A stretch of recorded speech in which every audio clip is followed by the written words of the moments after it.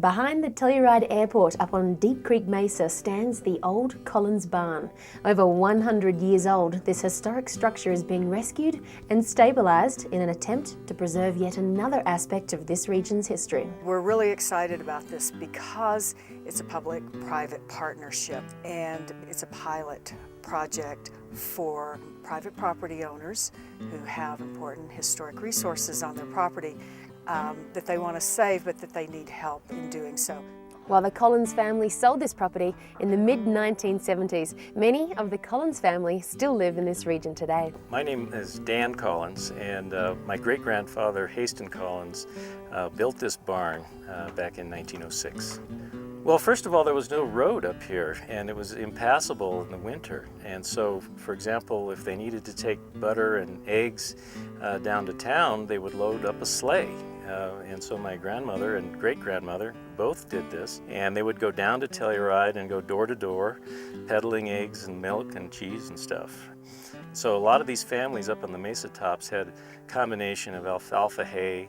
They had the dairy cows, and then usually they would have some cattle and sheep besides, and horses. They raised horses up here. So the barn was at the center of all those activities.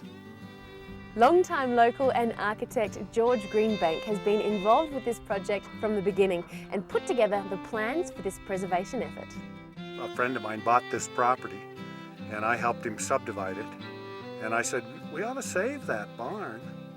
As an architect, what I've helped develop is a preservation plan for the barn.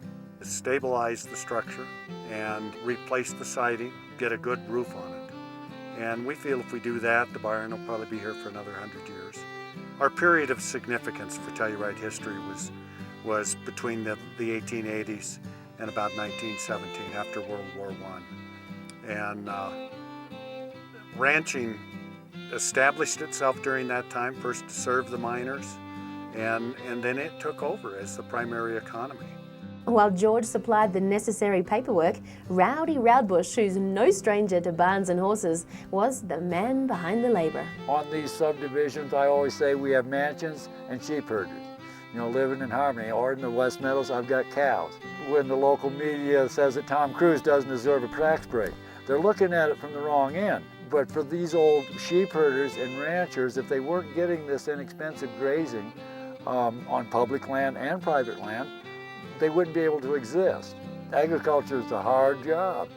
The successful stabilisation of the Collins barn is another small piece of the Telluride history preserved for us to learn from and enjoy. For Plum TV, I'm Ramona Brilland.